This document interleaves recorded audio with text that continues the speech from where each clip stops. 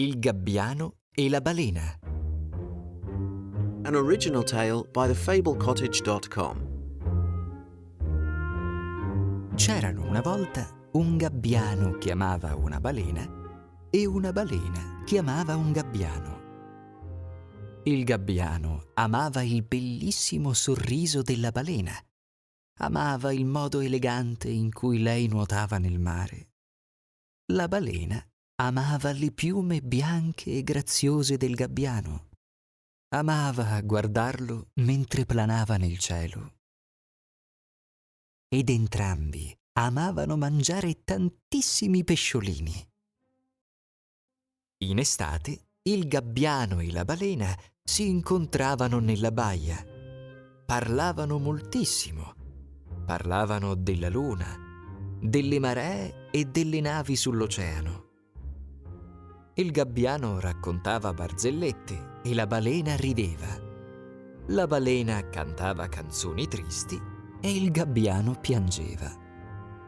Un giorno potrai venire nell'oceano a conoscere la mia famiglia, disse la balena. E tu potrai conoscere i miei amici sulla terraferma, disse il gabbiano. Era tutto perfetto. Ma il mondo non smette di girare solo perché un gabbiano e una balena si innamorano. L'estate diventò autunno e l'autunno diventò inverno. L'oceano divenne freddo e tutte le balene andarono in cerca di acque più calde. «Vieni con me dove ci sono acque più calde», disse la balena. «È un posto meraviglioso, fa sempre caldo e ci sono tantissimi pesci da mangiare». «Amo mangiare il pesce», disse il gabbiano. «E amo te. Ti seguirò ovunque. Ma prima insegnami come essere una balena». «Così», disse la balena. «Seguimi». E si immerse nell'acqua. «Va bene», disse il gabbiano immergendosi nell'acqua.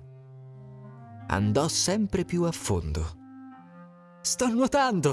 Sono una balena!» disse ridendo. Ma presto non riuscì più a respirare e respirando a fatica ritornò in superficie. Provò a nuotare ancora e ancora, ma ogni volta restava senza fiato. «Non penso che un gabbiano possa diventare una balena», disse il gabbiano. «Vieni con me, invece. Io vivo sulle scogliere. È un posto meraviglioso. È caldo e accogliente e ogni mattina puoi vedere il sole che sorge». «Amo guardare il sole che sorge», disse la balena. «E amo te. Ti seguirò ovunque. Ma prima insegnami come diventare un gabbiano». «Così», disse il gabbiano. «Seguimi». E sbattendo le ali cominciò a volare nel cielo. «Va bene», disse la balena. Chiuse gli occhi con forza e cominciò a sbattere le pinne, proprio come faceva il gabbiano. Le sbatteva sempre di più, su e giù. L'acqua schizzava dappertutto. «Sto volando! Sono un gabbiano!» disse sorridendo. Ma quando aprì gli occhi si accorse che non stava volando. Era ancora nell'acqua. Provò a volare, ancora e ancora, ma non ci riuscì. «Non penso che una balena possa diventare un gabbiano», disse la balena. «Tu non sai volare, io non so nuotare. Dove possiamo andare a vivere insieme?» chiese il gabbiano. «Resteremo qui, tra le onde», disse la balena. Ma il gabbiano scosse la testa con tristezza.